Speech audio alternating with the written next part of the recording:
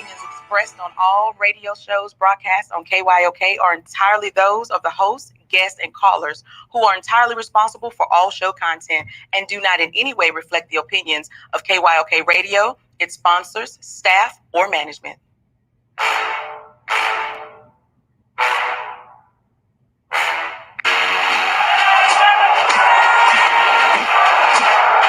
you walk out on that field today, ask yourself this question. What time is it? Game time! What time is it? Game time! What time is it? Game time! What time is it? Let's go! We ready! We ready! We ready! We ready! I'm going to the house! I'm going to the house! When I step on the field, I send one message. This is what it feels like. This is what it feels like. Football is getting hit. That's it. It's gonna be football now! What time is it? Game time! What time is it? Game time! What time is it? Game time! What time is it? Let's hunt now! Let's hunt now! Let's go! Let's hunt! We ready? I'm going to the house! I'm going to the house! We're talking about the Jets like we're talking about the Saints. You know, all this, how we the Miami Heat of football. Yeah. The bottom line is you got to buckle up with chin straps. It's embarrassing. Yeah. Don't disrespect the game like that. There's too much crying from that. He's a man. They can be a hit just like us. He's a man. You already make the big money. He's a man. I'm proud when you step on the field, man. That's who I did. When I step on the field, I send one message. This is what it feels like. Oh, my bad.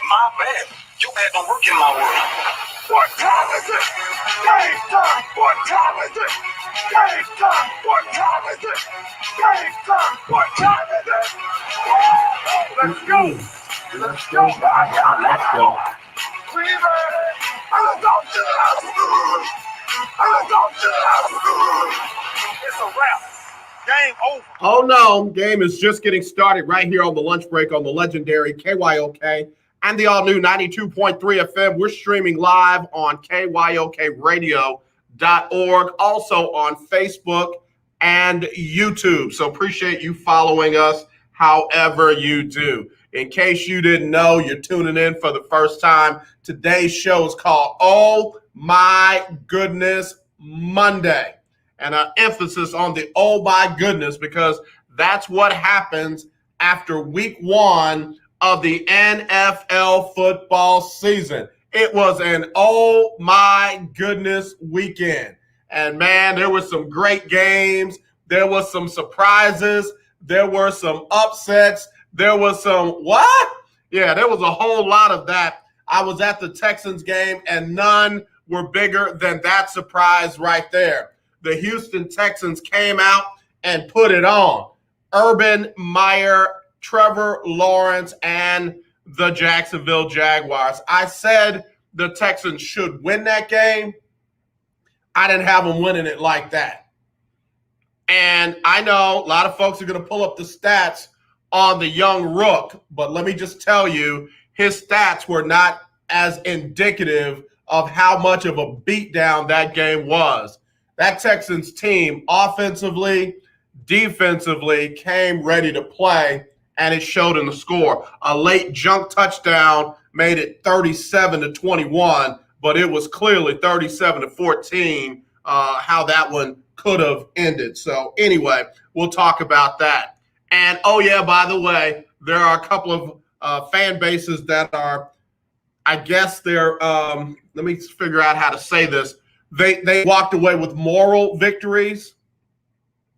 They walked away encouraged in losses, i.e. the New York Jets fans with their young quarterback, or the New York Giants fans, the Detroit Lions fans. I'm sorry.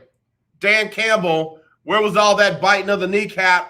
Getting back up, biting again. Oh, well, AJ, they came back and they almost won. Was that Dan Campbell's guys, or was that a collapse over on the other side of the ball by the other team? Thing about talking all that talk, you got to back it up. And last I checked, there was a W column for wins, an L column for losses, and a T column for ties. There is not an MV column for moral victory.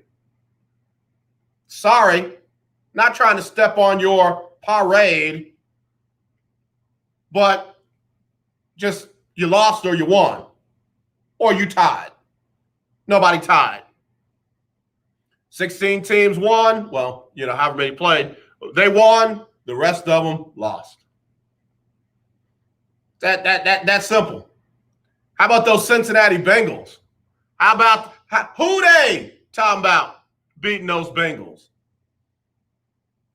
Joe Burrow got it done when it counted. And I love what the Cincinnati media relations department did. They trolled like crazy everybody who said anything about them drafting a kicker. Well, their kicker won the game for them in overtime. And the tweet, that's why you draft a kicker. Loved it. Loved it. Did somebody, hey, how did the Buffalo-Pittsburgh game go? For everyone who told me I was crazy for picking Pittsburgh over AJ, they're going to be horrible. AJ, Ben Roethlisberger, AJ, they started out and look how they finished. Yeah, that horrible 12-4 season that they had. Oh, yeah, by the way, folks who were talking all that noise, what was your team's record?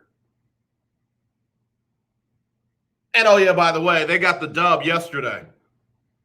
Old Ben Roethlisberger, the one who's washed up, couldn't play, got the win over, the hot MVP candidate for 2021, 2022.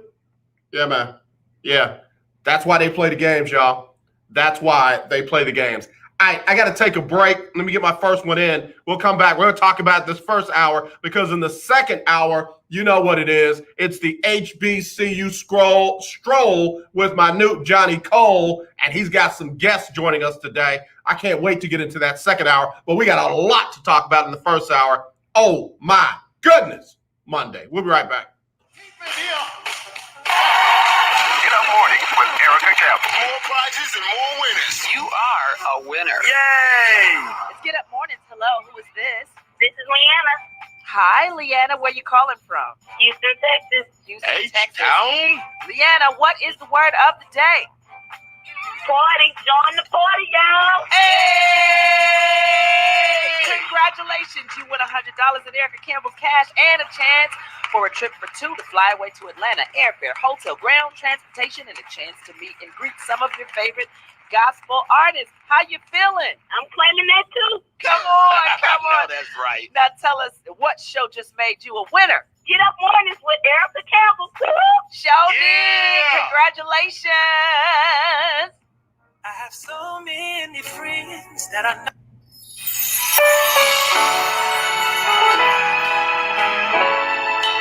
I'm Jacqueline Carr, and here is your winning strategy. Balance helps improve family life, personal life, and work life. It promotes your health and brings happiness to your life. A balanced life also brings value to your life. You will be able to see where you can maneuver and be successful in several diverse areas at once. You must know that you were not designed to become a slave to one area of your life. All areas of your life should work together to help generate your winning attitude. Excellence is an act of consistency. The only difference between who you are and who you want to be is what you repeatedly do. Constantly use words that will secure you a victory. Work to be a better person today than you were yesterday. You're ready to get out and get moving. And whether it's surfing, playing tennis, or hiking every path you can find, you're going to need some essential new gear. Essentials that are even more rewarding with the Bank of America customized cash rewards credit card. You can choose to earn 3% cash back on online shopping, which could increase to 5.25% as a preferred rewards member. Visit bankofamerica.com/more rewarding and apply now. The essentials have never felt more rewarding. Copyright 2021 Bank of America Corporation. Are you paying too much for term life insurance? There's a tremendous price war among the major term life companies. Rates have dropped dramatically in the past 2 years. For example, a man age 45 non-tobacco user, $1 million of coverage is only $75 per month, level for the next 10 years. Or a man age 50 non-tobacco user can buy $500,000 of coverage for a monthly premium of only $110. Guaranteed not to change for the next 20 years. That's right, level rates for 20 years. And if you're a smoker, we have great rates for you as well. At the Term Lifeline, we specialize in policies of $500,000 and above. So if you're looking for new or replacement term life insurance, call right now for a free quote. Rates and availability may vary by state. Sample rate quotes are based on preferred non-tobacco underwriting exam required to qualify. 800-298-0139. 800-298-0139. 800-298-0139. That's 800-298-0139. Hello, this is Claude Cummings Jr., Vice President of Communication Workers of America District 6. Trey and I are inviting you to listen in to our new political talk show, Power to the People Political Hour. Hello, this is Trey Daniels from the Daniels Group. Yes, Claude, the show will be hard-hitting and informative, talking about national and local political issues of the day, week, and month. Interviews will be with pastors, community leaders, elected officials, and political operatives. You know, Claude, a part of our responsibility is informing the citizenry and give them power to the people. That's right, Trey. We're asking that you listen in on 1140 AM, 92.3, or streaming on KYOKradio.org, Thursdays at 10 a.m. The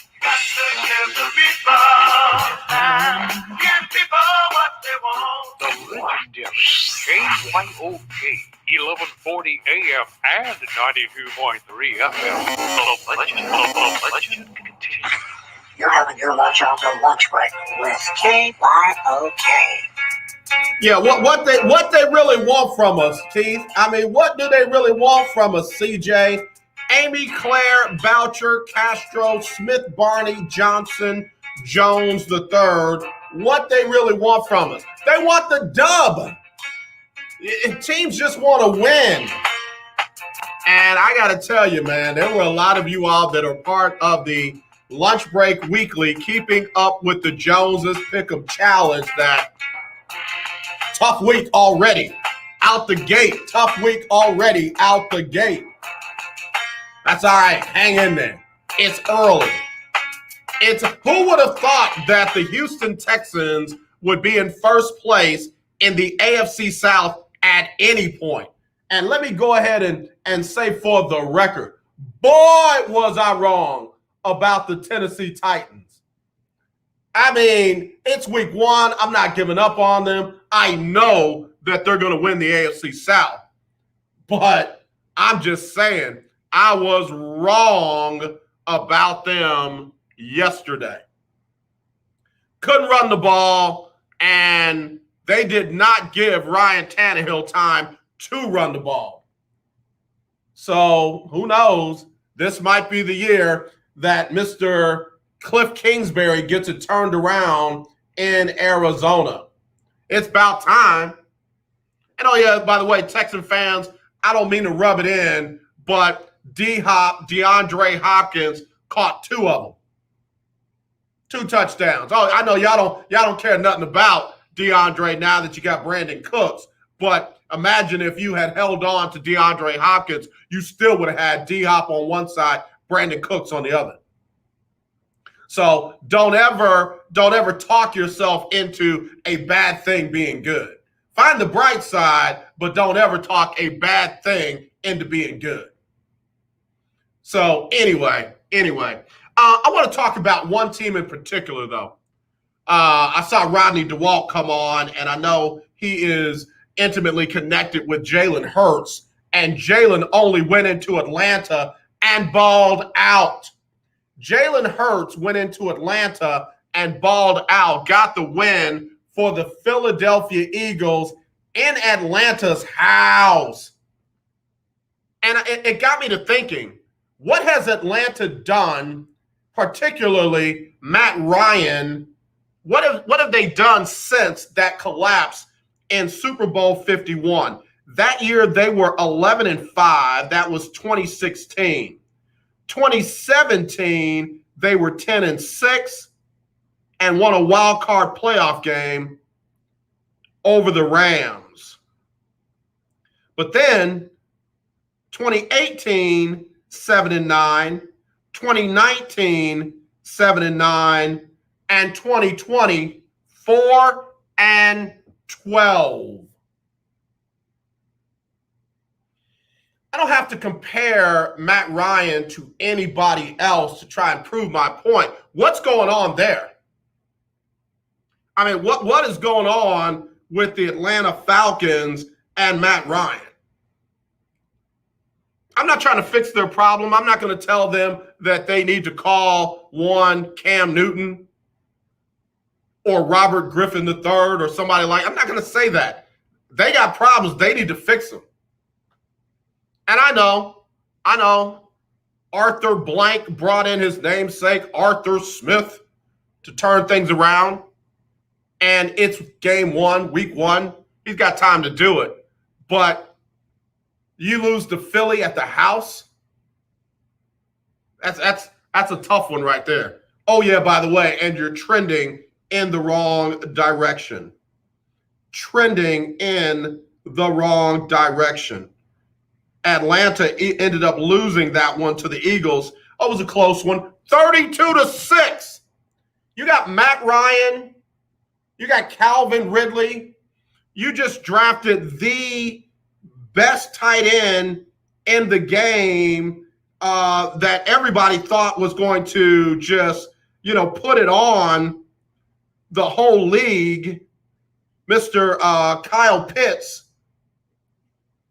Let me see. Kyle Pitts, 4 catches, 31 yards. Your offensive coordinator can't figure out how to get the ball to those guys? Man, tough sledding in Atlanta. And, oh, yeah, they don't do a lot of sledding there. So, anyway, it is, oh, my goodness, Monday. I got a couple of teams out of the way. Let me take a break. When I come back, I'm going to run through these. Good job again by the squad, including Mr. David Culley. I'll have some of their comments when I get back right after this on the lunch break on the legendary KYOK and the all-new 92.3 FM. If Ernest Hemingway was alive today, would he say this to you? Shakespeare, Mark Twain, Edgar Allan Poe, all great writers. And after reading your book, I simply must add you to the list. Wait, you don't have a book yet. So make a free call to Page Publishing. Their expert staff can help you turn your book idea into a real book, a masterpiece that could someday make the bestseller list in hard copy and digitally all across the world. Page Publishing can help you completely take your idea for a book, write it, and publish it. So if you want to join the ranks of some of the most famous authors in the world, call now for a free information kit. Turn your book idea into publishing gold. Make a free call right now to Page Publishing. 800-219-8332. 800-219-8332. 800-219-8332. That's 800-219-8332. Remember in the beginning, when you first started to build a life for you and your family, you never imagined it would come to this. Instead of living your dreams, you're living with debt. In fact, it's smothering you. Now there's a way you can take back control with one simple call. If you owe $10,000 or more in credit card debt, you qualify to receive a free, no-obligation consultation on how to get rid of that debt for good. Call the Debt Helpline now.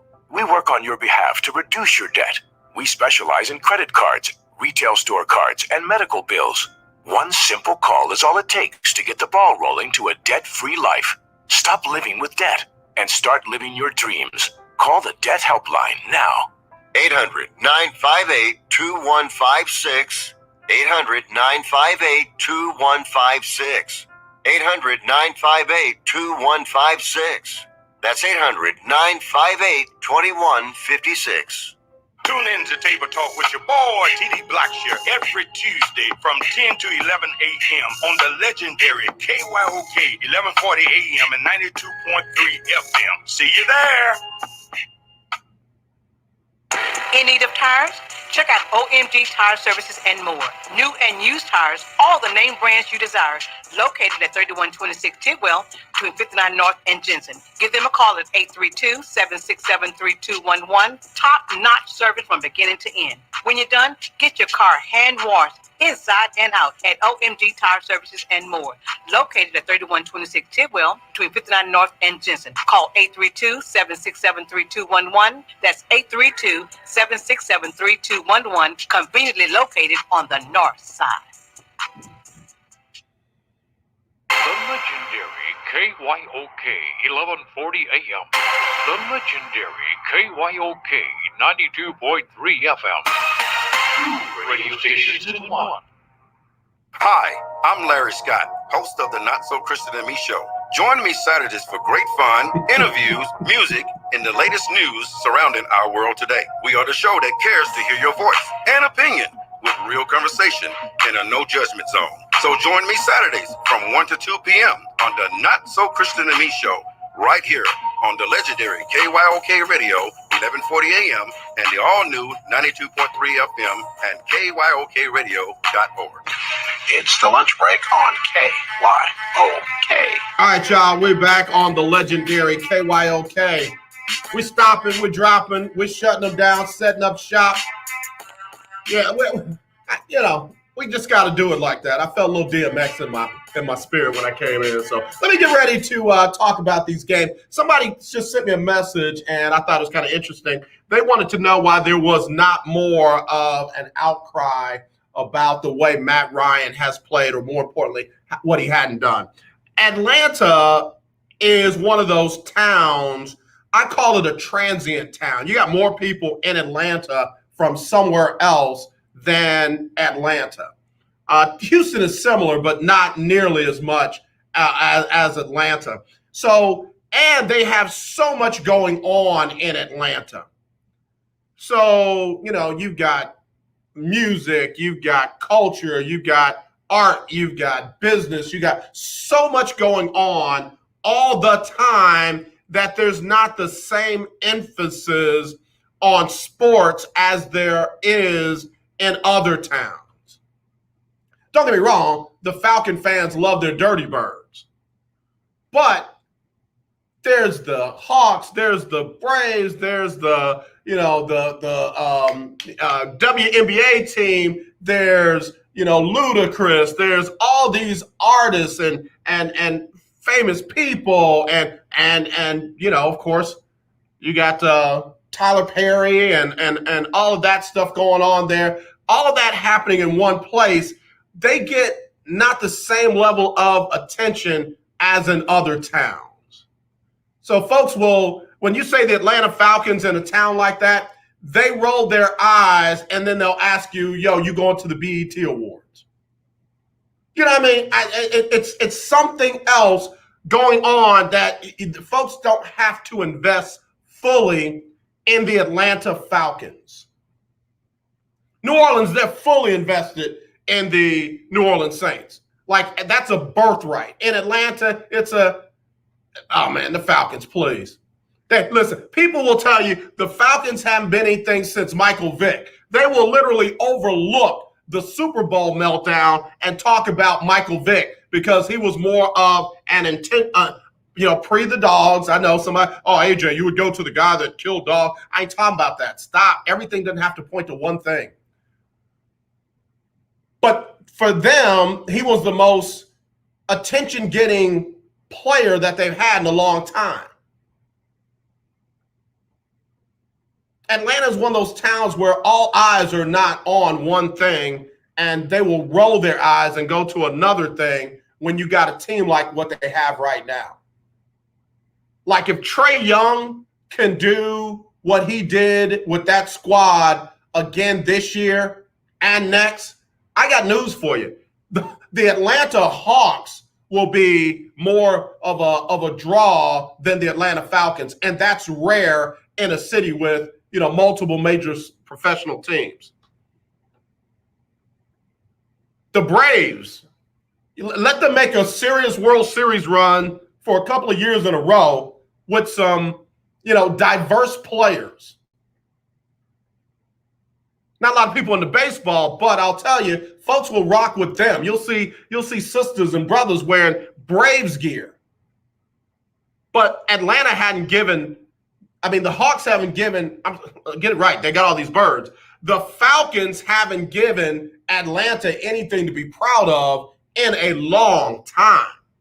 AJ, they were just in the Super Bowl 2016, but that one was forgettable. Anybody remembering that? And I want you to bring it up. All right, let me get to some of these games. Good question, though. I appreciate it. That's just my 2 cents on it.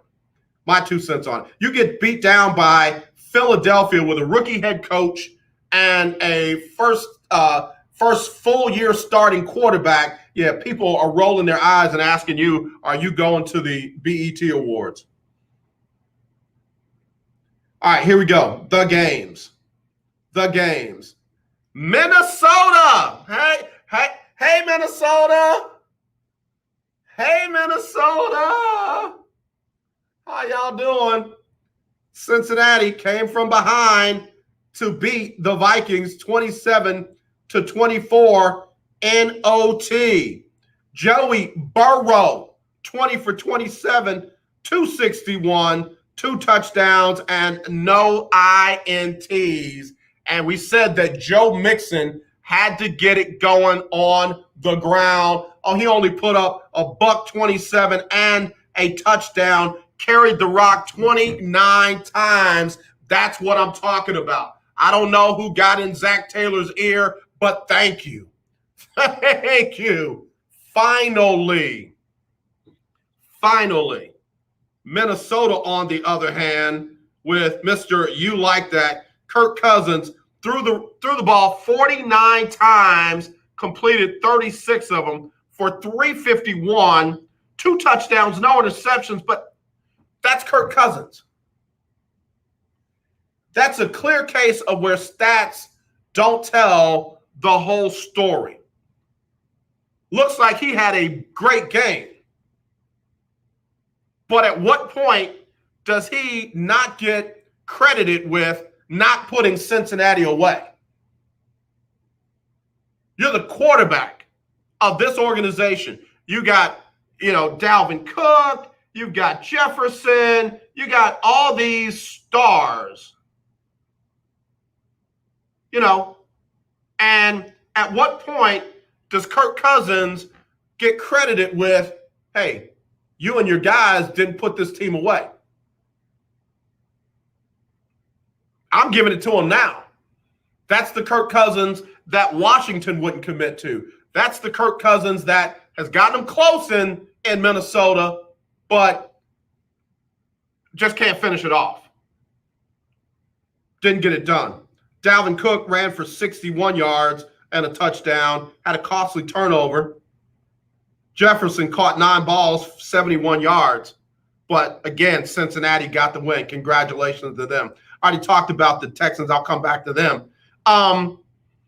Remember when everybody was all in love with the Colts? I know it's week 1. It's oh my goodness Monday. So oh my goodness means I can overreact to yesterday. Everybody was all in love with the Colts. Oh, the Colts. Oh, the Colts. Colts are legitimate Super Bowl contenders. Not week 1. No, they ain't. They had who? Carson Wentz at the quarterback.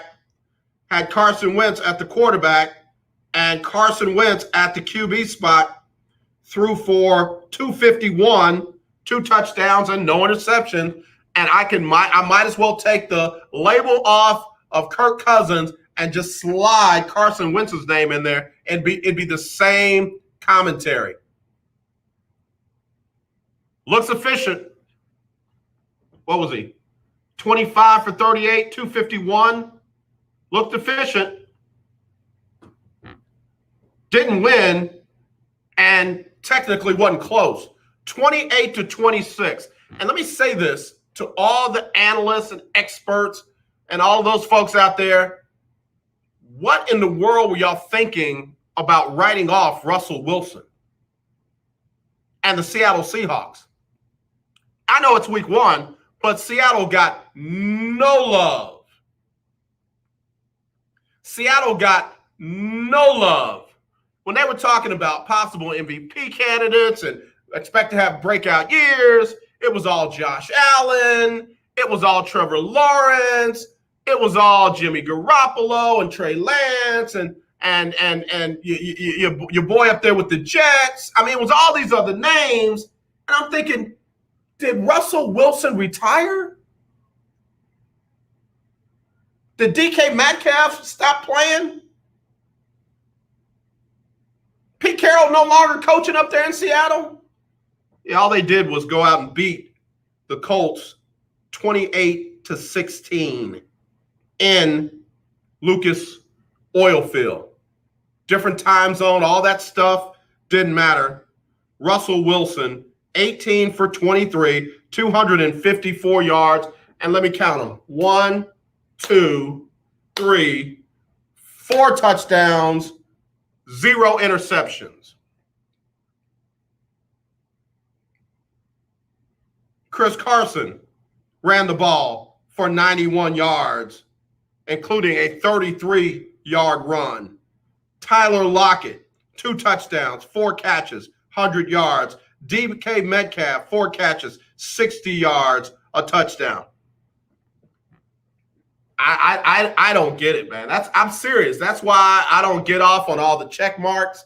I don't get off on all the millions of followers. I don't do it. I look for myself. And I've got a little slogan that some people who know me, know that I live by this. Go deeper. Go deeper. You just look at the numbers and, man, you swear you got it. Go deeper. What else is in there? I'm not saying the Colts are going to be trash. I don't think they will ever be as good as they can be with Carson Wentz as their quarterback, but I will never take the Colts and Carson Wentz over Russell Wilson and the Seattle Seahawks led by Pete Carroll. Just not going to do it. Just not going to do it. Colts were a 3-point underdog. They lost by 12. So they were 4 times as worse as the experts thought they were. Let that sink in for a second. Keith Hennig, the Seahawks won their division last year, and they are playing lights out now. He says, in the words of Aaron Rodgers, it's only one game. I know, but it's Oh My Goodness Monday, so I got to hype it up. If I don't hype it up, then it kind of loses the effect of the show. You see what I'm saying? See what I'm saying? This is marketing and showmanship. Yeah. Nah, man, I'm sorry, bro. I'm sorry. Week 1, who do the Colts have next? Let me see something real quick. Get out of here. Stop. I hate when people pop up and make me start one. So the Colts host the Rams next. Uh-oh. In the words of Carl Lewis, uh-oh. And then they go to Tennessee, and then they got the Dolphins coming to town. It could be a rough start for the Colts because after that they got the Ravens and the Texans, and then they go to the 49ers, Titans again. They get a little break with Jets and Jacksonville, but then they got the Bills, the Buccaneers, and the Texans before the bye. It could be ugly heading into the bye if they're going to play like that. 28-16, Seattle over the Colts. I already talked about the Cardinals and the Titans again. Tennessee, what in the world? Where were the Titans yesterday? Because those were the Tennessee Titans, minus the T. And they were at home. And they were a 2.5-point favorite, and they ended up losing by 25. Not a good day. Ryan Tannehill, 21, 35, 222, a touchdown and an INT. Derrick Henry, 17 carries, 58 yards, and that was it. End of discussion. Over on the other side of the ball, Kyler Murray showed why they gave away all their worldly possessions and took Kyler Murray threw for 289, 4 touchdowns, 1 INT, and it was a lot of what he did with his legs, keeping plays alive, getting first downs with his legs. He didn't run a lot, 5 times, but his movement was a problem for Tennessee.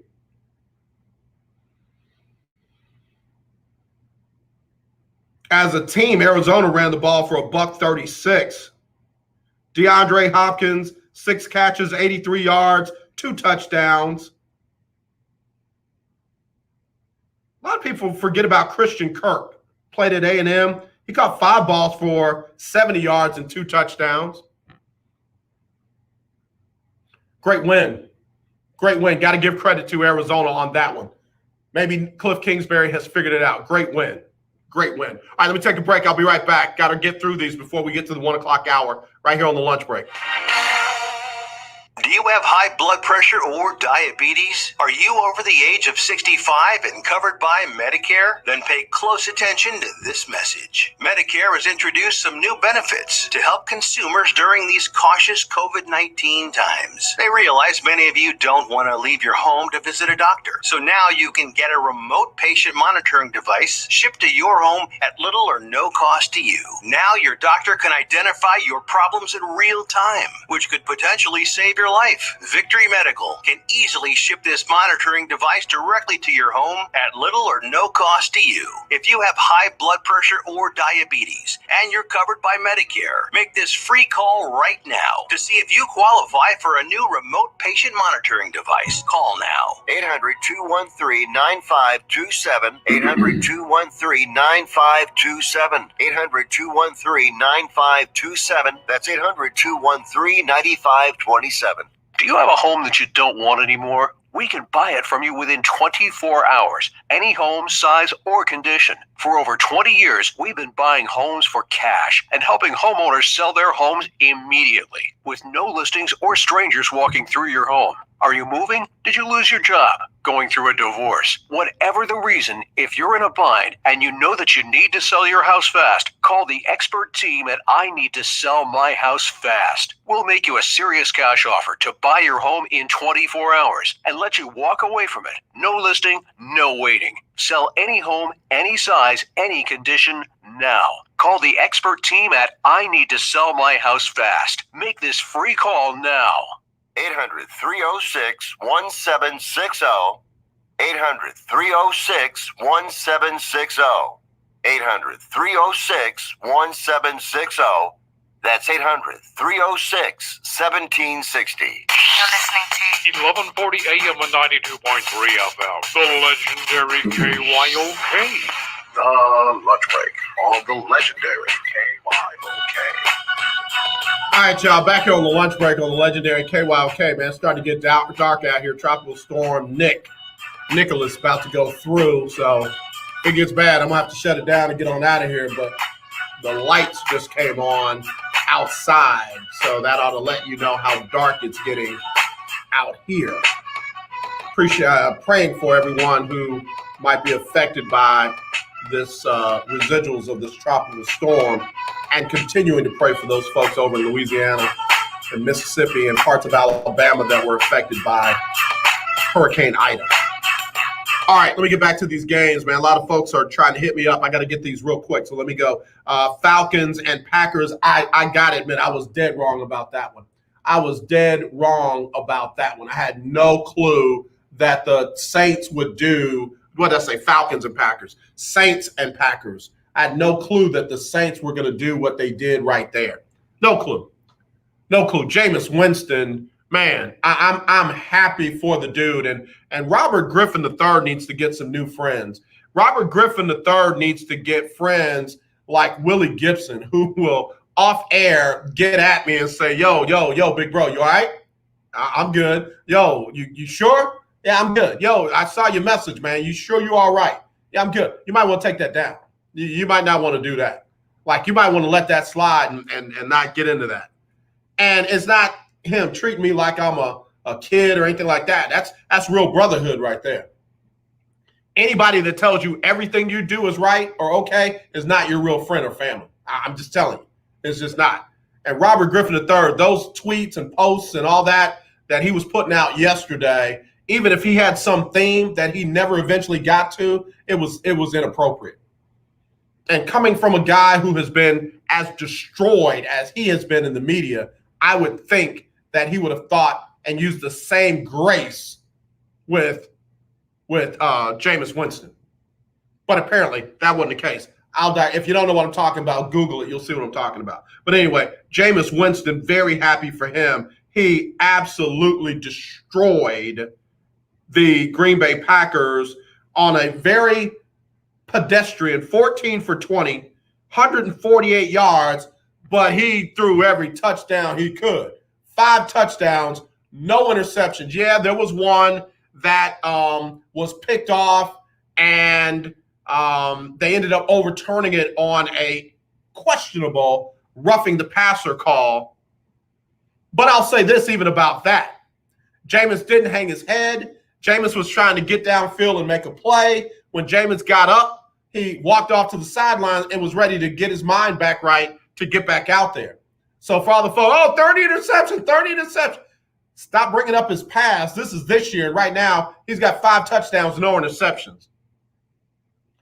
Right now, he's leading the league in touchdowns as a quarterback. So there's that. Sean Payton dialed one up, man. I really loved it. Taysom Hill did his thing, came in and made some things happen. Alvin Kamara averaged 4.2 yards a carry, 83 yards on the day. They ran the ball for 171 yards against Green Bay. And I hope Aaron Rodgers doesn't prove me to be wrong. Aaron Rodgers, 15 for 28, 133 yards, no touchdowns, and 2 interceptions. I said Aaron Rodgers was going to ball out for no other reason than pettiness this year. And maybe Aaron is going with the other plan, scorched earth. I'm out of here. I'll give it what I want to give it for right now, but I'm out of here. This is my last year.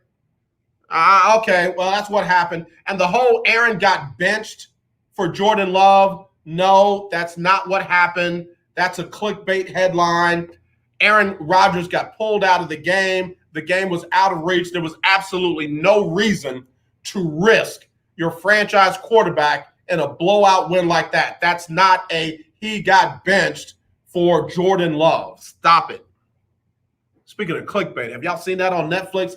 Very good series. Very good series.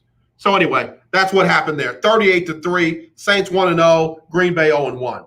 That Steelers-Bills game, the one that the Steelers had no chance to win. Let me look at the score here. Steelers 23, Bills 16. Oh, my goodness.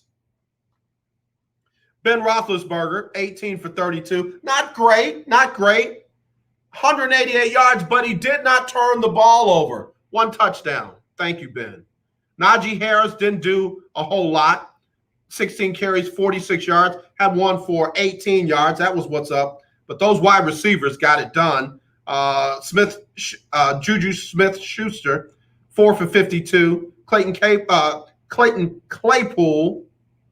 His name is like Chase Claypool. I'm sorry. 3 for 45.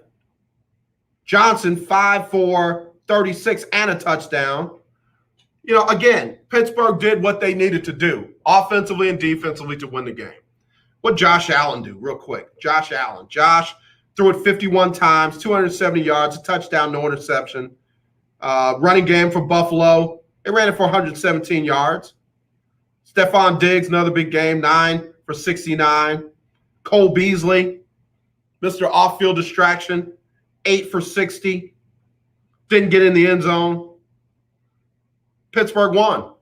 Didn't have to be pretty. It was in the dub column. All right, running through the rest of these. Sam Darnold got sweet revenge over his previous team. Carolina beat the Jets 19-14. As far as stats go, Zach Wilson threw it for 37 times, completed 20 of them, 258, 2 touchdowns, and an INT. That's one of those cases where they talked up Zach Wilson so much, you expected him to do better than that. And he's got to help around him. narrative has already begun. So apparently, all poor little Zach Wilson has around him are little leaguers, and he's trying to, make $1 out of 15 cents. We'll see how long that lasts. Sam Darnold on the other side, 24 for 35, 279, a touchdown, no interception. Christian McCaffrey did his thing, 21 for 98. Ran it 21 times, 98 yards, caught 9 passes for 89 yards. Just had an all-around Christian McCaffrey day. Again, Matt Rule got the Carolina Panthers a win. 49ers all over the Lions until late. 49ers all over the Lions until late. 49ers were leading the Lions 31-10 at halftime and then got outscored 23-10 in the second half. And folks want me to believe that was all Detroit. That was all Detroit. That's who they're going to be under Dan Campbell. Wins and losses, baby. Wins, losses, and ties. If that's a moral victory for the Detroit faithful, enjoy it. You got it. There you go. That's all I'm going to say about that. That's all I'm going to say about that. Chargers beat the Washington football team. Remember, Washington only needed one thing. They only needed Ryan Fitzpatrick. That's all they needed. With that defense and Ryan Fitzpatrick, this team was going to be a Super Bowl contender. Well, that's going to have to wait for another week because Ryan Fitzpatrick left the game after completing 3 of 6 for 13 yards, had some type of hip injury. We pray his strength, but they had to bring in Taylor Heineke, who went 11 for 15, 122 yards, a touchdown and no interception. He also ran the ball 3 times for 17 yards. And everybody in Washington is happy. Good for y'all. Good for y'all. That's your quarterback. That's my quarterback, man. That's your quarterback. Good for y'all. Y'all lost to the Chargers, though. That's what happened. Justin Herbert picked up where he left off, 31 for 47, 337 yards, a touchdown, and an INT. Eckler ran for 57 yards and a touchdown. So, again, go Washington. It's the Taylor Heineke show. I wish them nothing but the best. All right, then, of course, you had the Miami Dolphins. Brian Flores brought his young team in to take on his former mentor, I guess, former head coach, Bill Belichick, and his new team, and the young guys got the win. Miami Dolphins, 17-16 over New England. Again, got to give a lot of love to Mac Jones because, he was just so outstanding. I mean, oh my goodness, best start of a rookie quarterback in the history of everything. It's oh my goodness Monday. Mac Jones, 29 of 39, 281, a touchdown and no interceptions. He also did not run the ball. Okay, Mac, I ain't mad at you. Played from the pocket the whole game. Tua Tagovailoa threw it for 202 yards, a touchdown, and an interception. Miami's got to get to running the ball more. That's the one area where Brian Flores has got to get it figured out. They got to run the ball more. They only ran the ball for 74 yards. Got to run the ball more. That would have been a bigger win if they could control the ball more. Browns had the lead against the Kansas City Chiefs. Just like the Dallas Cowboys found out, you cannot give Tom Brady too much time left on the clock. Oh, my goodness, Cleveland found out you cannot give Patrick Mahomes too many extra opportunities. Kept giving the ball to Patrick Mahomes, and guess what?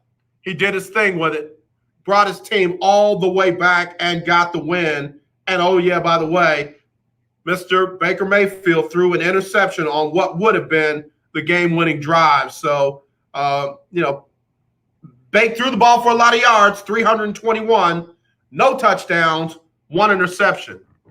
Not knocking Kevin Stefanski, not knocking Baker Mayfield, but you got to find out how to use those weapons. Got to figure out how to use those weapons. Chubb ran it, 83 yards, 2 touchdowns. Hunt, 33 yards, 1 touchdown. You know, they ran the ball for 153 yards and 4 touchdowns. I mean, okay. Jarvis Landry only caught 5 balls. Kareem Hunt, 3. Chubb, 2. I know they were without Odell Beckham Jr., but you got to figure out how to spread that ball around. Got to figure out how to spread the ball. When you run the ball like that and you can't shut down or run out the clock on a Kansas City, got to figure out something else. Got to figure something else out. I know Cleveland fans are like, oh, please, week 1, they'll be fine. I'm not saying they won't be. Broncos beat the Giants. That's another team that's not back. And, oh, yeah, by the way, Andy Dalton shouldn't be a starting quarterback in the NFL any longer. Lost to the Rams 34-14. There you go. I think I got everything and everybody.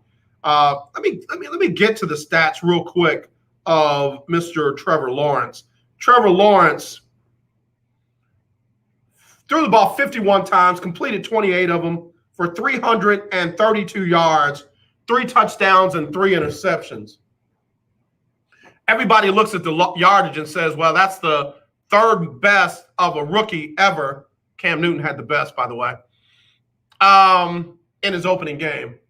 Yeah, he racked up a lot of yards. But let me just say, the game was never close. Got to take a break. Be right back. Here's Sybil Wilkes right here on the lunch break on the legendary KYOK. Oh, no. That's all. I'm not going to do that one. I'm not going to do that. I thought that was a new one. All right, so and the game was never close. Like, he did not have them in that game with his play. I want you to remember the time of when the Texans had a guy by the name of Matt Schaub. Matt Schaub would rack up a ton of yards, but the Texans were very rarely winning. There are times when you can rack up stats, but they're not effective.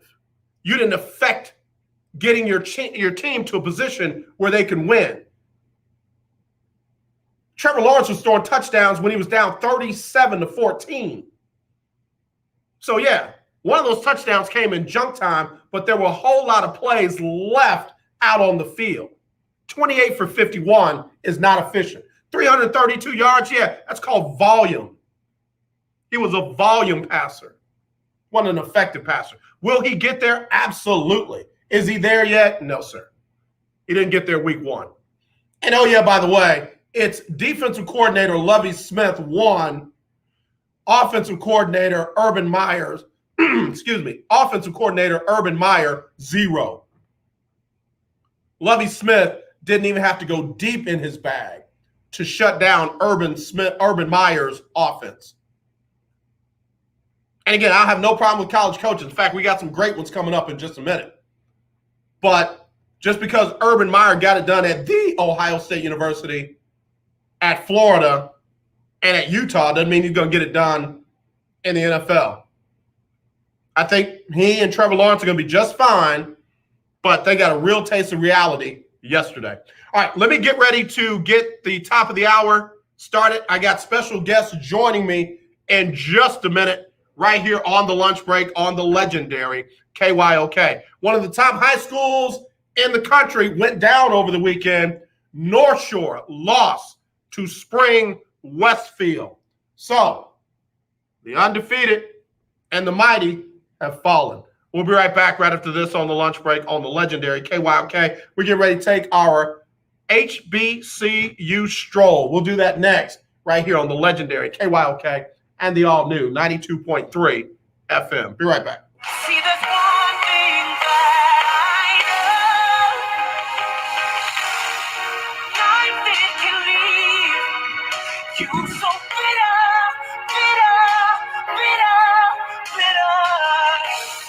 But you must believe that it gets better, better, better, better. It's alright, dry your eyes, send a prayer to the sky. I know it's mine. The legendary 1140 AM KYOK Conroe and 92.3 FM K222CX Houston. The views and opinions expressed on all radio shows broadcast on KYOK are entirely those of the host, guests, and callers who are entirely responsible for all show content and do not in any way reflect the opinions of KYOK Radio, its sponsors, staff, or management. All right, y'all.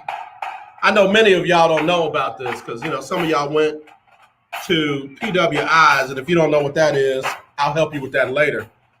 But I got some fellas coming on right now that's going to help me take the HBCU Stroll.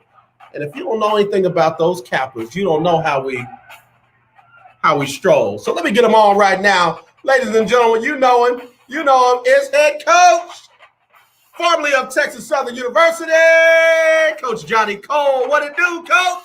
What up, what up, what up? It's Black football time. It is football time, and there were some great games, and I know you got some special guests, so let me bring them in. We'll start right now with Derek Singleton and the head coach, I believe, of Edwin Waters. Is that who it is? That's who it is. That's who it is, Coach Morgan. All right, listen. Coach Cole, why don't you go around the horn and introduce everybody for me? Well, firstly, I'm gonna introduce Derek Singleton, former player of mine, business owner. Yes, he is. He's a noob. He's one of those hard-nosed noob. He's also a Texas Southern graduate. Played quarterback for me. All-American. Broke all the conference records. Still hold records down at Southwestern College. I can't say enough about him. He just got nominated for the Hall of Fame at Southwestern College, and he ended up coming back and finishing from Texas Southern University. Next on the mic is my main man, Mr. Toriano Morgan, well, I should say head coach of Edward Waters. He played for me at Tennessee State, was an outstanding student of the game. When I was there, he was a young guy coming in, but had some great other receivers. And he went on to go to high school and become a state championship in high school. Great coach, went on to be an offensive coordinator at Virginia Union, where he set things on fire. And, when you're doing great things happen. And he was announced this year as Edward Waters' head coach. And he's a member of the only black college football team to win in a PWI in 98 and 99. Again, that's Coach Toriano Morgan. Pleasure. Well, Coach, I want to start with you. I know you guys had a game over the weekend, and it was a high-scoring affair. But tell us about it. What went down this weekend? Hey, you know how to stick that knife in my side, don't you? We had an opportunity to go down to Baylor University, and we know what kind of game that was. It was a game to put some money into the program. But they got after us pretty good. They got off to a great start and never let off the gas until at the end. Unfortunately, our Tigers stayed in there, and hopefully, we seen some good things from our backup quarterback. He was able to come in, Mr. Body, and get things going and moved us down. And matter of fact, I think he only played in the fourth quarter and was the second leading rusher in the game. But we were able to drive down with it twice. It was definitely a change in tempo once they brought him in the game. But, Coach, do me a favor. Help our fans understand those money games where a team like Texas Southern will take on Baylor and it looks like they get killed. Tell us about those games and what you say to your players in a game like that. Well, I want to make it clear it ain't just in black schools, but most of the Division I AA schools, they have money games, especially, if the athletic department is short. So all of them play. Like Alabama played Mercer. Nobody don't even know who that is, but they got a payday. And you need these type of games to kind of help your budget. Your travel budget, your equipment, and the money most of the time go to general fund. And Coach Morgan probably could relate to that. Now that he's a head coach, those are things that he has to deal with as a head coach as well. Absolutely. You're always looking for ways to add to your budget or supplement your budget. So in a lot of instances, these money games become a viable way of being able to do more with less from a budget standpoint, but at the same time supplement your budget to increase it to get to the point to where you're able to be competitive year in and year out. Gotcha. Now, Coach, you tell us, what do you say to your players when they're playing in a game like that? How do you keep them motivated and focused in a game like that? Well, I coach it like any other game, without a doubt. I had the opportunity to play against Rutgers and Connecticut, those type of schools. And, I go in with a strategy. One thing I'm going to try to go in with is that you don't beat me bad. You know what I'm saying? I don't go in the game that you're going to beat. I look for that upset, and strategy wise, I slow my offense down. One time thing I want to do is eat the clock. But what happens, in this day and time, and hopefully some young head coaches take this, you can still slow the clock down and don't hike the ball to at least 5 seconds left.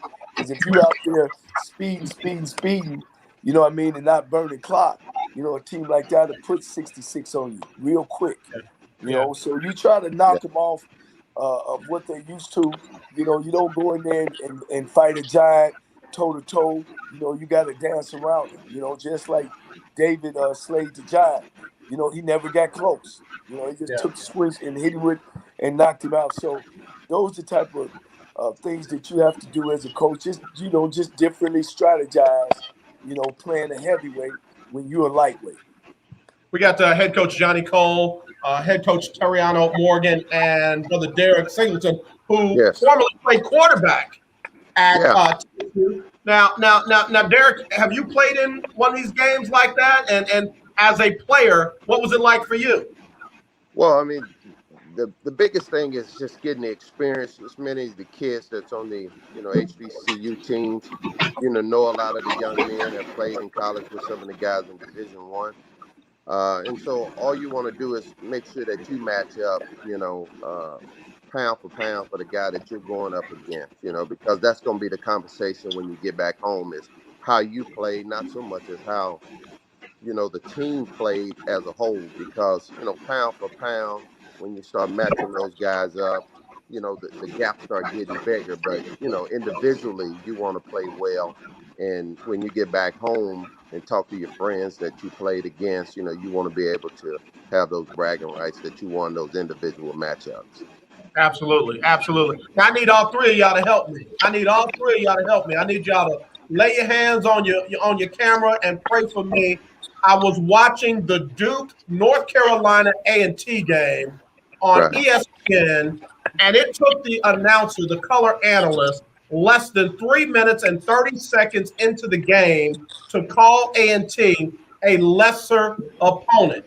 And I'm like, oh, no, I know he didn't call them a lesser opponent. Doc, I almost tore up a 70-inch television. I was mad because you had two college programs out there playing in a college-sanctioned football game on national TV, and that's what your analyst mind told you to call them a lesser opponent. And then, oh, yeah, by the way, A&T was leading in the first, couple of quarters of the game. I was hoping they would pull it out just to make his own crazy self crazier. But y'all pray for me, all right? Somebody say pray. What does it feel like when you see folks doubting you like that? Tell me how that feels. Well, I think I think you take that and you firstly use it to your advantage, because you're coming in. It takes the anxiety out the game for the guys, and then it gives an added motivating factor that maybe otherwise would not have been there. So going into a game like that and knowing that your opponent is underestimating you, and then you take that opportunity, and then, for lack of a better term, you punch them in the mouth, and then they get that look again, and then you punch them again. They're not expecting that in there, and then you let them know that we're not going anywhere. This is how it's going to be. And so a lot of times, the guys on your team will take that and they feed into it, and that negative becomes a positive for them. Absolutely. Guys, I got one more question for you. Coach, I'm going to ask you, Coach Terriano, Coach Morgan. You guys had, of course, Benedict College, 44-3. That one got away from it. Tell me about it. and tell me how you guys are bouncing back from that. Well, it was good. It was a nationally televised game, so it was good to be able to get not just our university but our program some exposure. I want to take my hat off to Coach Barry and Benedict and the job he's doing down there. But it was one of those games to where it just simply came down to us giving up too many big plays in the first half, and then not being able to finish drives. So a lot of times, you take a defeat like that, and it's really not a defeat, it's a loss because it exposed who we are and what areas we need to get better than. So we went back to the drawing board and, we showed our guys from a situational standpoint, 3rd and 10, we got to get off the field. 5 of the big plays, explosive plays that they had were on 3rd and 10 or more. Did an outstanding job in our return game, giving our offense a short field, but not finishing drives the way we needed to. So again, when they're able to see the film and see that, it's self-inflicted wounds, which you never want, but it begins to be correctable. You get back to the drawing board, and it's not necessarily what a team is doing to you, but what you can do to correct what you're doing within. So moving next week, we don't inflict those self-inflicted wounds, and we're able just to kind of pin our nose back and be the team that we know that we are. Absolutely. Coach, we got coaches and brother Singleton. We got to take a quick break.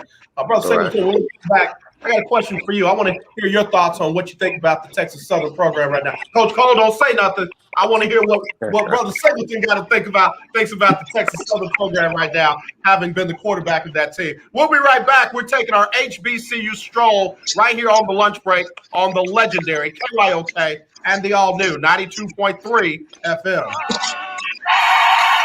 morning with Aaron. Winners are a winner. Good morning. Hello, who's this? This is Leanna. Hi, Leanna. Where you calling from? Houston, Texas. Leanna, what is the word of the day? Party, join the party, y'all. Congratulations. You win $100 cash and a chance for a trip for 2 flyway and an airfare, hotel, ground transportation to meet and greet some of your favorite gospel artists. How you feeling? I'm claiming that too. Come on.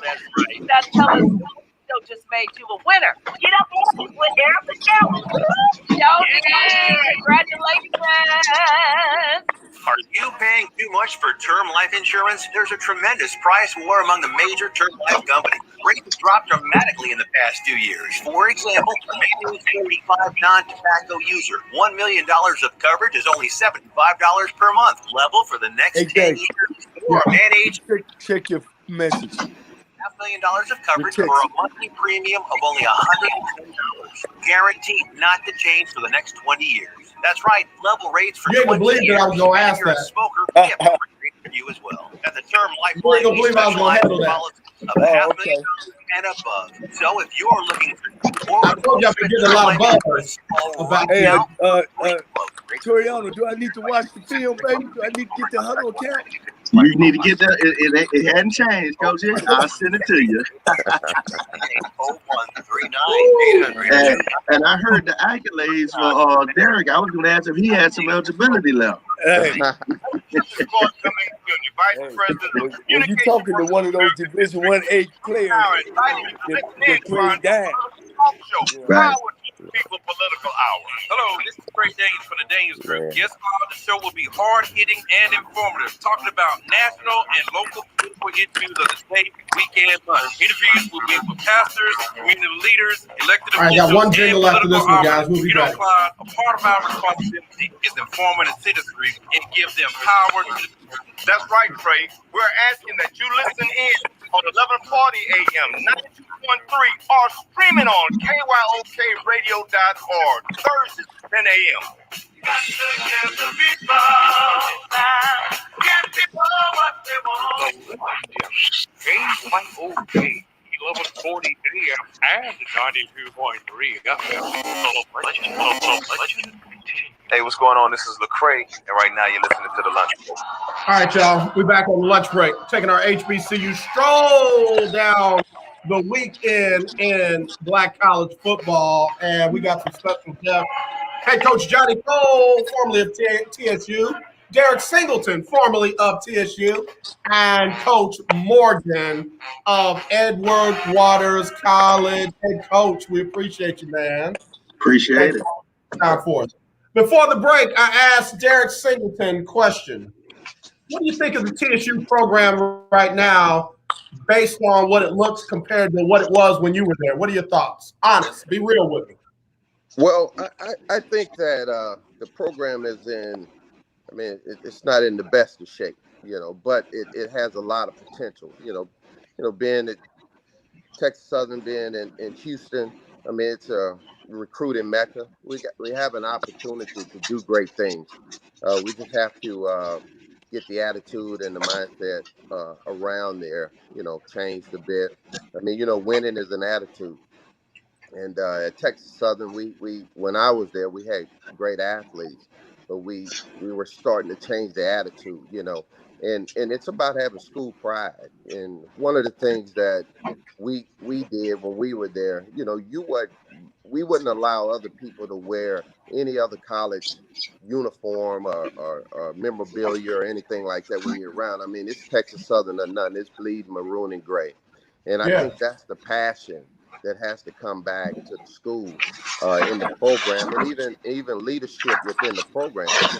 Leadership has to bleed maroon and gray, and believe that, hey, it's Texas Southern or nothing.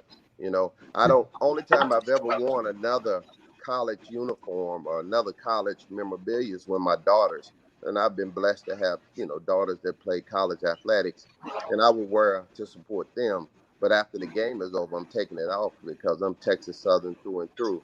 And most of my accolades in college has come from even playing at another university, Southwestern College in Kansas, where I was All-American and broke school records and all that.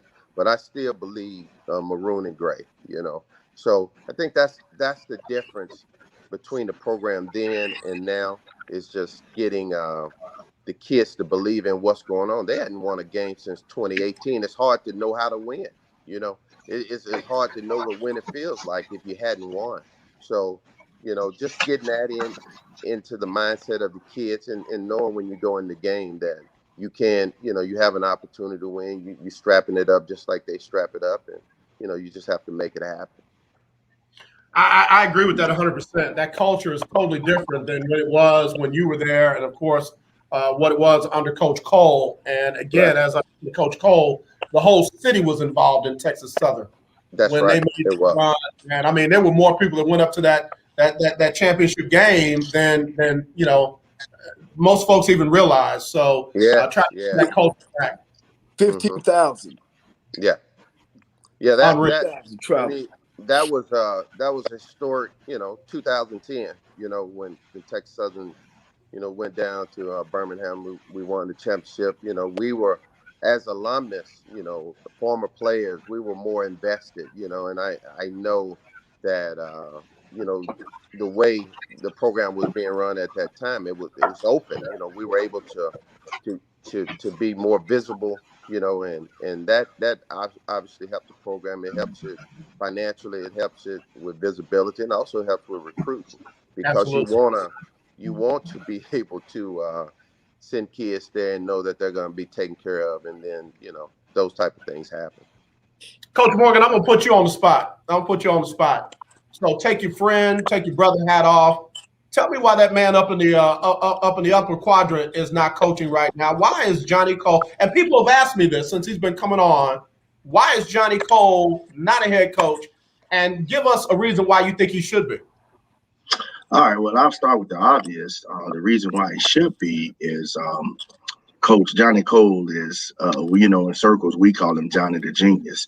When it comes to offense and being able to relate to the student athletes and knowing that he has nothing but the best interest in the guys that he's coaching. And this goes to show you, you don't really, and I think a lot of times people judge too much on what you are with your relationship with your student athletes while they're there. But it's evident now that he's made an impact on myself and both, Derek Singleton, because we're sitting here.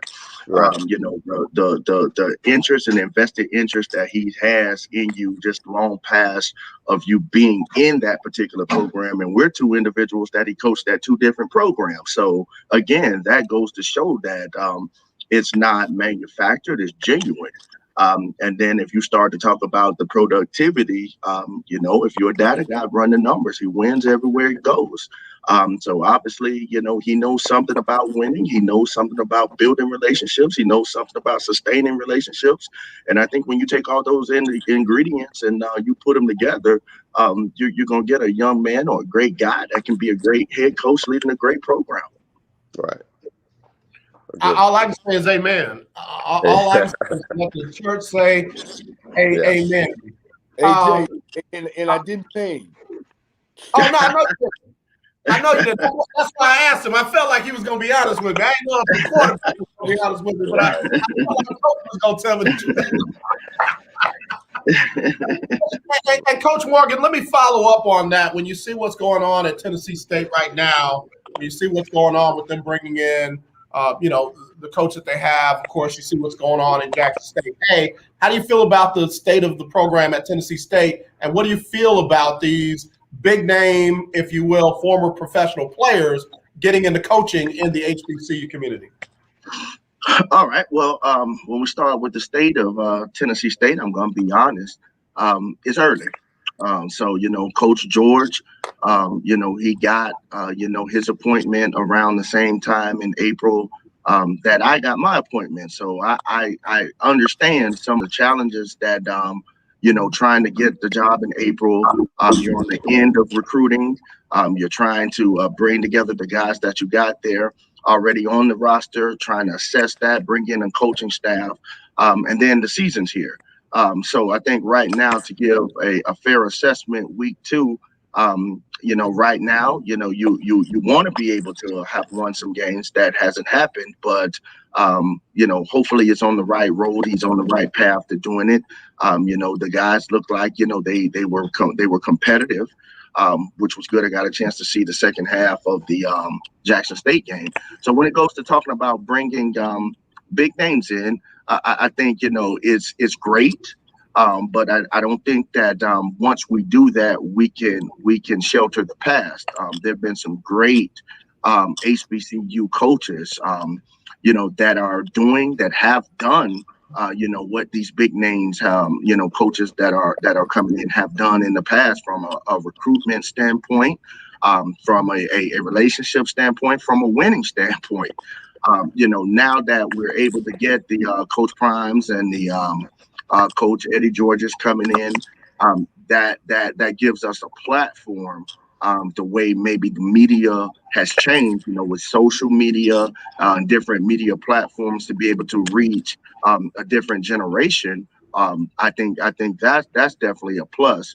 But I support it. But at the same time, I don't think that we can forget about the coaches that have built HBCUs on their backs and their sweat putting programs together. And then also we can't overlook the up and coming young coaches that have played at HBCUs and now are coaching at HBCUs, because I think that's a dynamic that gets forgotten about. Going after the big name, there are some coaches that are some really darn good coaches that would be just as good at leading, if given the opportunity, at leading some of these programs. So I don't think we need to just get caught up on the name, but the best man for the job for that particular program.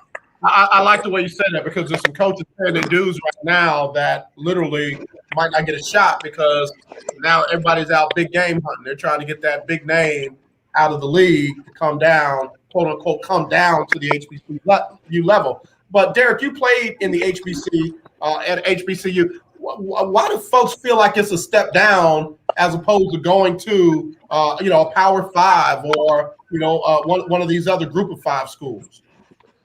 Well, I think it starts with the fact that, and I used to say this a lot, that your athletes don't decide to go to HBCUs, they end up at HBCUs. And that mentality is one of the things that I think that people take people take with the athletes that are there. You know, most people who are at the HBCUs are very talented athletes. You know, they either didn't get an opportunity in high school, they're late bloomers or something like that. And so when they get there, you know, if they had been to another school, they understand, you know, the facilities may not be what the facilities are at Division I schools, and they have to, you know, so people start thinking if you step back and go to HBCU, you're not getting good quality athletes. So, you know, it's a misnomer to me why people feel like that, because I mean, some of you look at the professional game in the history of the professional game, most of your greatest athletes have come from HBCU. So Right. It's one of the things that I think the landscape is trying to get back, because you know, at Texas Southern, you know, we had guys, you know, during my tenure there, get drafted, you know, playing you know, from arena football all the way Canadian to the NFL. So that is one of the things that I think that, you know, people are thinking about now. Coach Cole, do you think that this exposure that ESPN is now giving to HBCUs is helpful, or is there some alternative plan in place with that? And I don't always want to be the skeptic, but I like to look at all sides before I just say, oh, that's a good thing. What do you think, Coach? Without a doubt, you know, when I was the head coach at Texas Southern, at that time I called a commissioner, which was Dor Sharp, and just told him, because some of the coaches had a problem playing on Thursday. So I told the commissioner, I said, anytime that you could put me on television, Monday, Tuesday, Wednesday, Thursday, you put my football team on television. You know what I mean? And that exposure helped me out. It helped me out doing recruiting. I'm sure it helped the university out doing recruiting and enrollment. And, you know, unfortunately, we were winning as well. You know, so our at the institution during those 3 years, or any other institutions that we've been at, you know, and even at Lane College, I played on television about 4 times, you know, and then of course at Alabama State and at Tennessee State. So I think it's a great thing, you know. And the thing about it, you know, we really have been playing on ESPN, you know, and now, you know, we're just expanding. ESPN has expanded, and so have they expanded to put our football teams on. Only one thing that I wish they would do really is to make sure when they do put those games on, put our classic games on when we got 50 and 60,000 fans up there. You know what I mean? You know, if you're gonna do us right, if you're gonna feed us, don't throw the food on the ground and then hand us the sandwich. You know, put our classic games on, and I guarantee you, HBCUs can match up just about to any other mid-major Division 1A school, if not better. Yeah, that's a good lead in. It's our HBCU Stroll right here on the lunch break on the legendary KYOK and the all new 92.3 FM. I got to take a break, but when we come back, Coach Morgan, I want you to answer this question. How big was that Jacksonville State Florida State game for not just them, but for other schools in that FCS bracket? We'll be right back with that right after this on the lunch break on the legendary KYOK. If you want to get your questions in, 281-453-1000, 281-453-1000, or text me 832-403-5005. It's the lunch break. Remember at the beginning? All right. Yes, sir. Boy, I raised y'all good, boy. They tough, Coach. They tough. I like That's why I can't get no job now. You know, I got the man. He'll be a head coach in another year, too. He'll be down there Edward Waters Long. No obligation consultation. That's what's up. Call the help now. We'll work on your. Look at my man, my new buddy down in the right hand corner. He been waiting on this. Oh, man. Oh, yeah. Yeah, man. HBCU, baby. 958-2156. Well, y'all make sure y'all get it to your buddies and your friends. 800-958-2156. That's 800-958-2156. My name is Bob McDonald from Jamaica. Play with Indianapolis Colts. And listen, you listen to the lunch break. What people don't understand is with the HBCU experience, it's not just the game, it's the fans, it's the pageantry, it's the whole thing. The whole thing. It's a vibe all by itself. And like Coach said, we need to put those classics on so folks can get a taste of the vibe. You can't get it like you get it if you were there, but you get a little taste. You get a little sip. So, anyway, we're back on the lunch break. We're taking our HBCU stroll. I got two of my nukes, and I got one who probably should have been. He might have got pulled of smoker. We ain't gonna hold that against him. Yeah, it ain't too late. It's not too late. It ain't too late, Coach. We taking them in grad chapter 2, so we'll bring you some information when we get off the air. Right. All right. Coach Morgan. So there was a big upset. Jacksonville State said, look, don't just bring me my check, bring me that victory, and knocked off Florida State. Does that have a ripple effect in what we're talking about with HBCUs on national TV? Absolutely.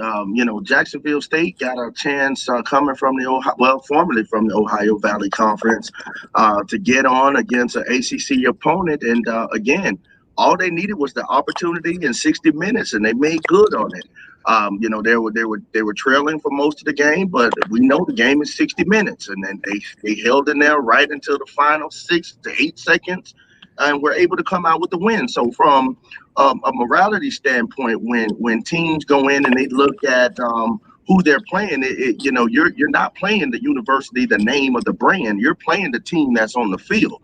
So I think that they understood that, and they were able to come out in maybe our eyes as with an upset, but I'm pretty sure their coach have been preparing them all week, saying we can win this game, and if it's close at the end, we're gonna pull it out. So in their eyes, I'm sure it wasn't an upset. It was their hard work paying off. So I think when you look at it from that standpoint, it helps guys that might be coming from a lower division or playing upper level against a Power 5 or a mid-major or an FCS school to understand that, it's possible that anybody can be beat on any given day. When we started to talk about HBCUs, I was listening to the quote from North Carolina A&T, but I do believe that there was a stint to where, they upset two Power 5 teams 2 years ago, 2 years in a row. I know there was a stint where Bethune-Cookman went down and upset FIU 2 years in a row. So, it's not uncommon. Doesn't get publicized probably as much, and not just by mainstream media. I'm talking about these are things that we should celebrate and keep on the forefront to say this is why this HBCU experience is just this, and at the same time, we're not second tier. We're just another option there you for go. football players. Right. I like that. Coach Cole, Coach McNair is probably feeling really good about himself down there at Alcorn. They knocked off Northwestern State 13-10 in a game that wasn't high-flying offense, but guess what? Alcorn's defense was more physical than Northwestern State, and that's a team that folks feel like was a better opponent, but here Alcorn was able to knock them off. How do you leverage something like that into your program, into your players, when you got to play some games like that? Well, I can remember a time, and Toriana could tell you that we played University of Chattanooga, and they had played West Virginia before us, and West Virginia, of course, is a Power 5 school, and beat them about 45 to nothing. And then we showed up. And I can remember we came out and we were going through our game workout, and they were like walking out like as Hey, we about to get after these guys. They Right. can't play. And I felt we had a great game plan against them. I seen where they were weak at, and we got out there from the kickoff to the end of the game. We ended up beating them about 55-6. You know what I mean? And matter of fact, my brother had coached with their head coach, and he just couldn't say enough about how we were as a team, how we performed, how we handled ourselves. So, like Coach said earlier, that was one of the things. On any given Saturday or Sunday, there's 11, it's 60 minutes inside that rectangle. It's about the kids that don't make the less mistakes, that have put in the most time and are disciplined, that's going to get it done. It ain't just going to happen on an everyday basis, but when it does happen, as a good coach, you're not very surprised. Right. And Florida Yeah. State, and they've been struggling for the last couple of years. Oh yeah, no, they definitely got problems. In fact, they probably need to make a call to somebody on this show, or if not him, they need to call down there to Jackson State and find out if one of their alums want to come home. But I'm gonna leave that alone. I'm Well, gonna leave that alone. can I I'm gonna leave that piggyback off alone. of that? That's why money is important. Don't get me wrong. To be able to have what you want. But that guy in leadership, that head football coach, and if he got a systematic way of doing things, success gonna happen. And that right there goes to show you, Florida State been falling off since Bobby Bowden left. That's why when it's time to pick and choose a head football coach, that's a serious position. You can't choose your friend. And everybody is not a winner, no matter what you have there. People, I always tell people, you wonder why Nick Saban win all the time. But Oregon got the same weight room. Ohio State got the same, we got the same weight room. It's something about Nick Saban that he instilled in those kids. They come out and play every year because he's a good football coach. Right. Derek, let me ask you a question. Derek Singleton joining us on the show as well. He played quarterback at Texas Southern. What do you think about the quarterback play in Black college football, and why more of those athletes don't get a legitimate shot on the next level? Wow, that's a great question. I think the biggest issue is they think that the competition level or the coaching that's on the HBCU level is not comparable to the larger school level. So therefore, they don't probably think that the kids, they think they're athletic enough but not intelligent enough to make that jump.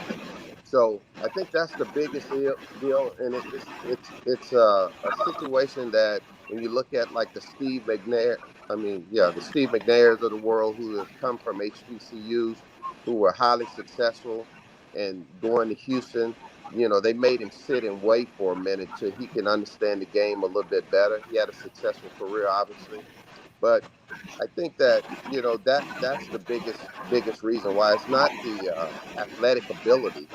It's just probably more them not thinking that the kid has had enough training or seen enough football under the leadership that he's been under to be able to run a NFL program. Yeah, no, that's a really good answer. And Coach Morgan, I'd like to get your thought on that as well. When I look at some of the quarterbacks that have, let me take it out of the current realm, because I know you guys want to respect your quarterbacks and what have you. But when I look at Jerry Rice and all the accolades he got, somebody was throwing Jerry Rice the ball at Mississippi Valley State. His name was Willie Totten.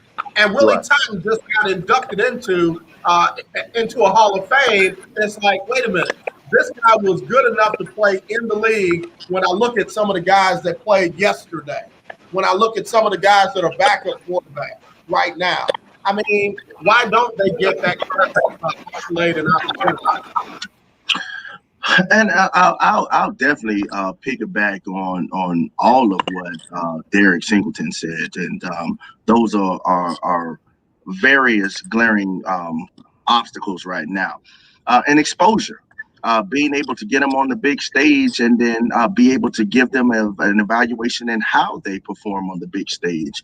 If you don't mind, I will take it to a current quarterback because every time, and it's not been more than 4 or 5 times that I've seen the young man play, but that young man down at Alabama A&M, Quill Glass, he can spin it. And I'm just curious. I'm curious to see, how this unfolds for that young man. He has the body of work. He has the size. He can make all the throws. So, again, he's another one. Competitively, if you're playing them, of course you want to beat them. But for the movement of where we are with the black quarterback coming out of HBCUs, you got to root for him.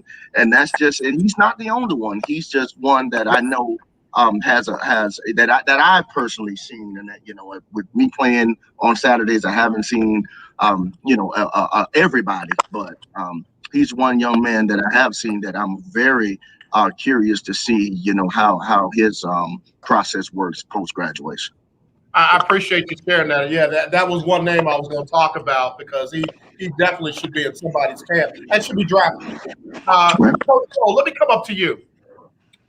So, do you, as a head coach, do you call NFL scouts and ask them to come down to your games, or do they reach out to you and say, "Hey, coach, this player is on our radar"? How does that relationship work? Yeah, what they do is they get your film, scouts, pro scouts get your film, and then they'll assign guys to your school, and then they'll come and evaluate your players, and then they'll rate them. I can remember when I had Jacoby Jones playing for me at Lane College, and and I remember sitting down with the scout from Denver, and he said, "Coach, this guy's a pro player." And I told him, I said, "Well, you get more than just a wide receiver. You getting a kid that can play wide receiver, kick returner, and punt return. So you getting a 3-player in one." And when I told him that, he said, "Coach, when I get him a 3 ranking, you're going to see every scout come through here. If I get him a 3rd round ranking, you'll see scouts come." So sometimes guys slip through the cracks. Like Jerry Rice slipped through the cracks with San Francisco when San Francisco 49ers drafted him late. Nobody had Jerry Rice being drafted that high.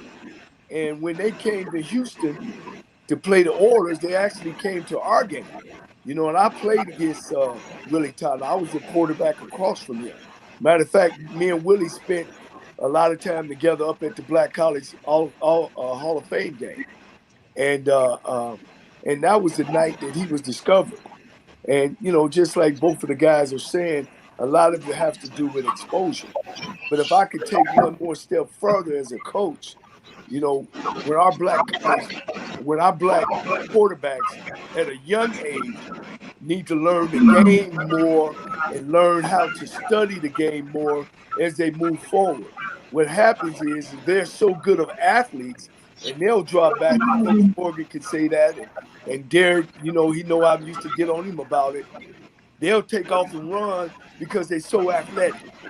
What happens to it start hurting them and hunting them because they're so good. And then some coaches are seduced by talent.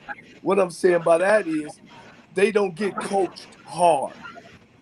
And when you got these kids coming through high school, and that's one thing I see about high school coaching is some of the coaches try to be friends with the kid instead of staying their coach. And they don't teach them those basic fundamentals they need coming out of high school. I remember when, I played quarterback and it's 3rd and 10 or 15. And if I came out of the pocket scrambling, my coach, which is Lionel Taylor, and Derek also played under him, he would go crazy. He would say, "That's what they want you to do. You're not going to scramble and run for 15 yards. You got to sit in there and you got to let that ball go on time so we can get a first down." So I just wanted to piggyback off that. It's a lot more to it. But I think, a lot of our young black coaches, quarterbacks, don't learn what they need to learn coming through. So when they get to college, they try the same old stuff. but it's getting better. It's getting much better. Yeah, no, I appreciate that because that's one area where when I look at some of these quarterbacks on Sunday, I go to a whole lot of schools and think that, man, listen, it could just be a lot better. It could be a lot better. There could be a lot of different guys playing on Sundays that, would allow that. So anyway, guys, I got to take a quick break. We're going to have to wrap it up after this. Y'all stay right there. It is our HBCU Strolls. We got some greats in here with me today. We'll be right back after this on the lunch break on the legendary KYOK and the all-new 92.3 FM. Do you have high blood pressure or diabetes? Are you over the age of 65? Hey, guys, we'll be wrapping up after this. Medicare, then pay close attention to this message. Medicare has introduced some new benefits to help consumers during these cautious COVID-19 times. I realize many of you don't want to leave your home to visit a doctor, but now you can get a remote patient monitoring device shipped to your home at little or no cost to you. Now your doctor can identify your problems in real time, which could potentially save your life. Victory Medical can easily ship this monitoring device directly to your home at little or no cost to you. If you have high blood pressure or diabetes and you're covered by Medicare, make this free call right now. Say it again. You break it up, Coach. Can't hear you. Coach Cole, you break it up. Yeah.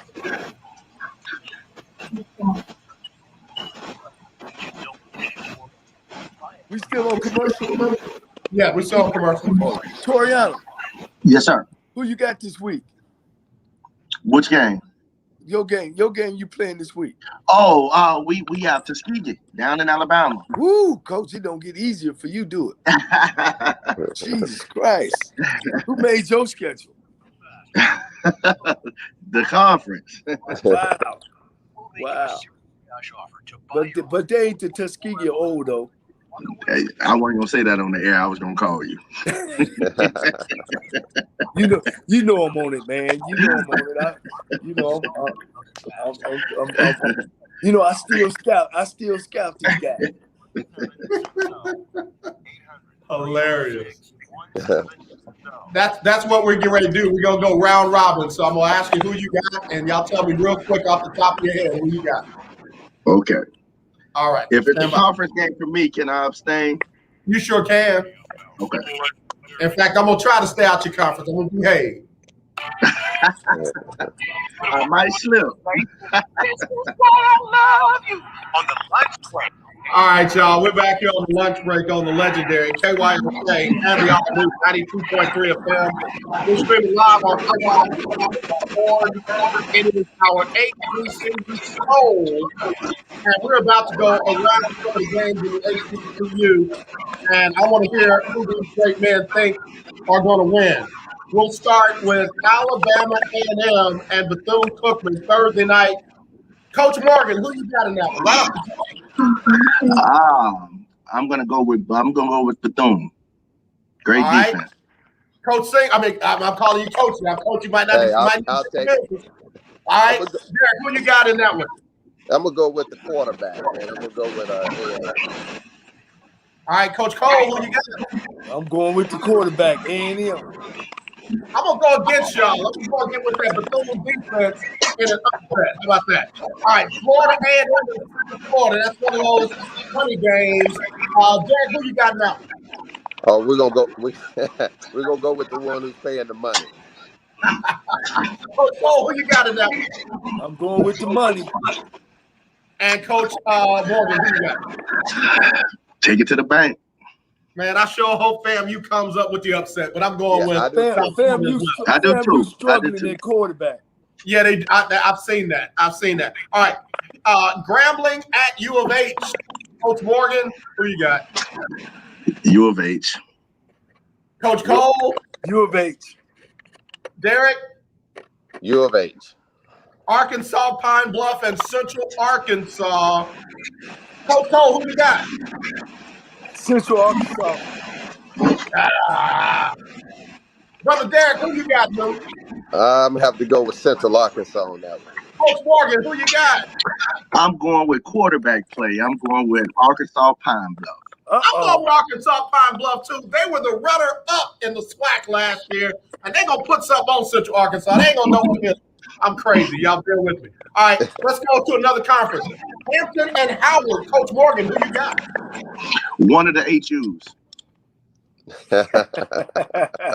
One of the HUs.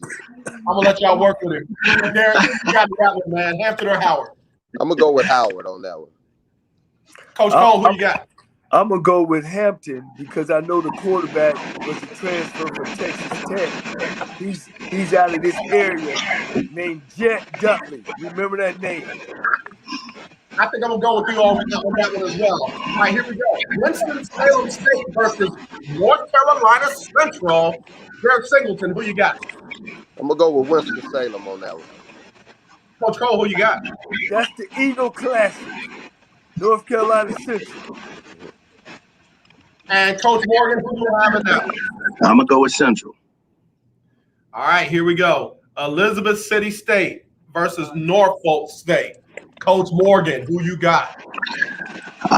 Elizabeth City coming off of a rough one, but I'm going to go with Norfolk State. All right. Derek Singleton, who you got, brother? We're going to go with Norfolk. Coach Cole, who you got? Norfolk State. All right, everybody but Coach Morgan. Tuskegee and Edward Waters. Y'all be nice to you. Now, who you got, Coach Cole? Hey, I'm going with the coach. Yeah, I'm gonna go with Edward Waters by 50.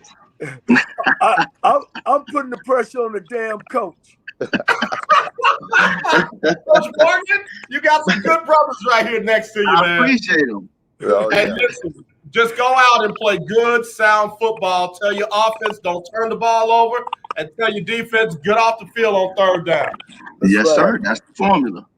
There it is. There it is. Oh, yeah, by the way, don't mess up on special teams. Hey, he better not, because my brother told him that's very, very important. You got to win 2 out of the 3 aspects of the game. That's There right. you go. There you go. Coach Morgan, tell everybody where they can find you and follow you as you're doing great work down there at Edward Waters. All right. Well, on Twitter, I'm at Toriano81. That's Toriano 81 on Twitter. You can follow me, and it's me. It's not run by anyone else. It's me. Coach, I'm definitely going to follow you up, so I'll be looking forward to it. Derek Appreciate Singleton, my brother, tell everybody where they can find you and follow you, man.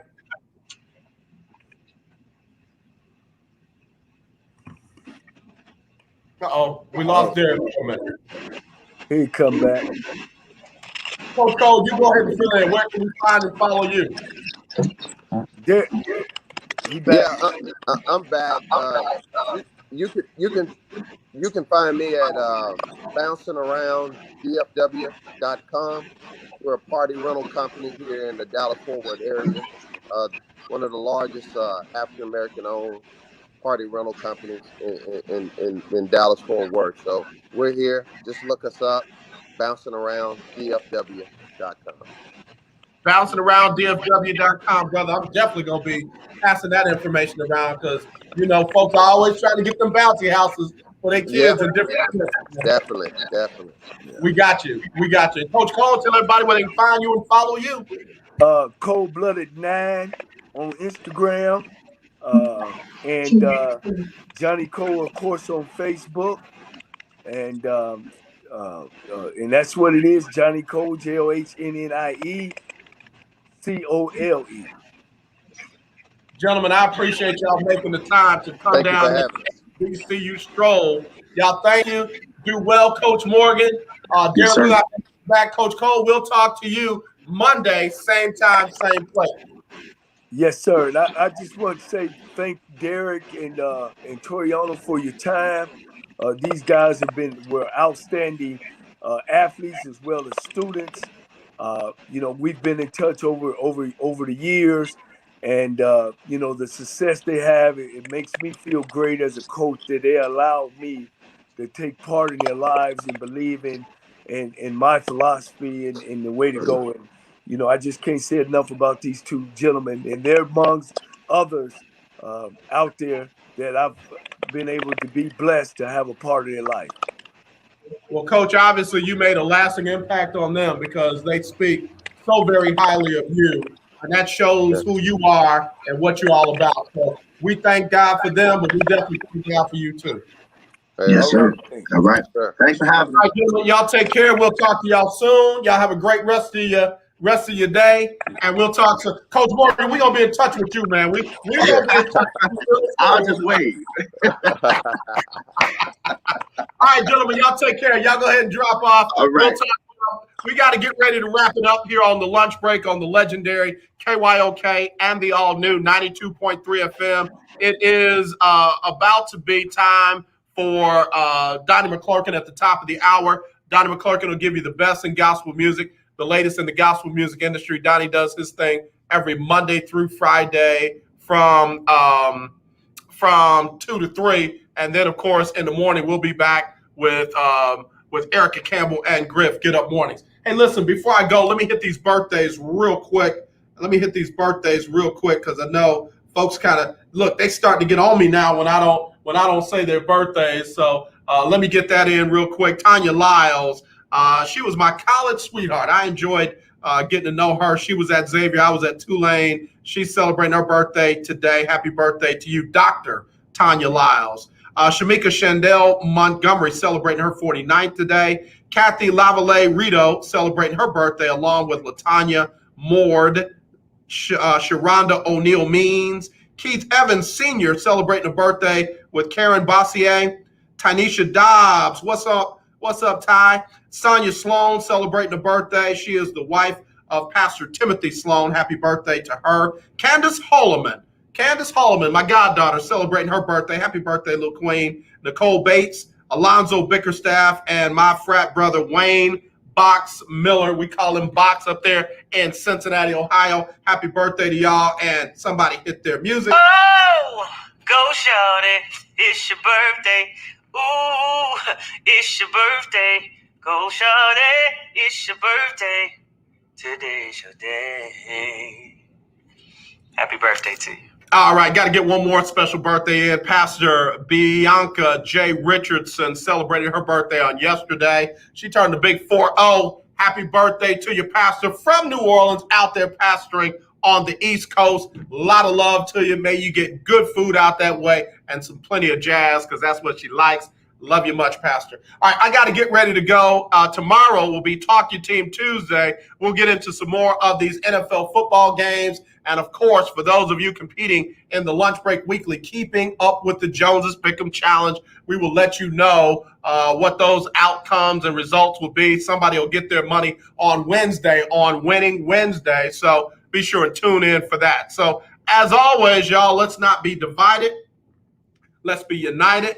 I love you. There's nothing you can do about it except wash your hands like you're supposed to, wear your mask where you're supposed to, consider getting vaccinated. One of them is FDA approved. And notice I didn't say anything negative on either side. I just said consider it. And then whatever you do when you see that racism or bullying, kill it. Not the person, not the people, but the racism and the bullying. How do you kill it? You don't be quiet about it. You don't laugh about it. You don't joke about it. You don't act like it's no big deal. You let them know, no, we ain't doing that. We ain't doing that. All right? As always, y'all, I appreciate you. I want to thank coaches and them for the HBCU Stroll. I really enjoy that. We'll see you tomorrow. Talk Your Team Tuesday on the Lunch Break on the legendary KYOK. All right, y'all. I hope you all enjoyed the show. Y'all be careful out there with Tropical Storm Nicholas. And we will definitely, Lord say the same, talk to you tomorrow one way or another. Either I'll be in studio or I'll be at home, but I'll make sure we get the broadcast on. Y'all take care. We'll talk to you soon.